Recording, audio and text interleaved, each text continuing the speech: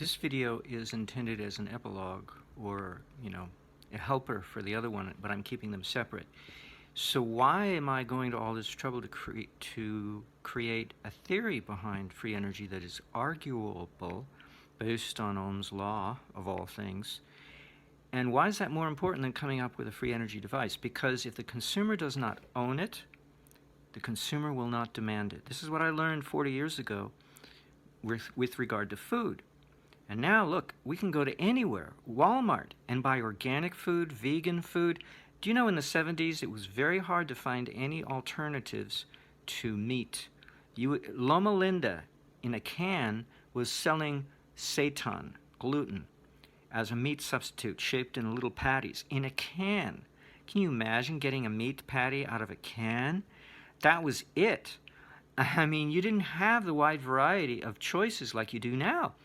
You've got vegan ice cream, vegan meat substitutes in the meat counter, mixed with the other stuff. You got plant-based burgers, sausage links, big, huge, chunky. I mean, it's unbelievable.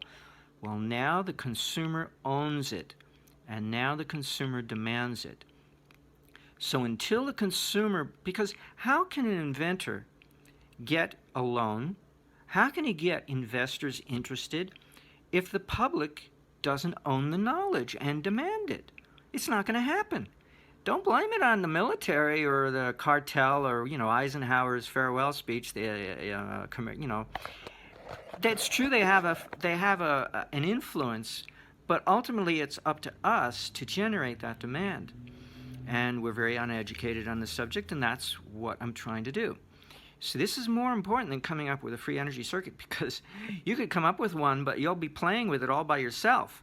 No one's going to be interested unless you can sell it, and you're not going to be able to sell it unless people demand it, unless people own it and believe it's possible. But they've been brainwashed to believe it's not possible.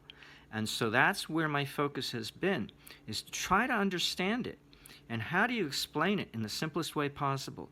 I've tried to do the best job possible, and there it is. So this video links to the other, and the other links to this one. The other one gives a synopsis of how free energy works, and this one says, well, why go to all this trouble to understand it? Why don't we just make it and sell it? Because you won't be able to sell it, because nobody demands it. It's that simple. Why should a bank give a loan on something that the public feels is not worthy of consideration? They're going to think the same way everybody else does. They're not going to step outside the box and act any differently. If the public doesn't believe it's possible, why should they? Why should the bankers?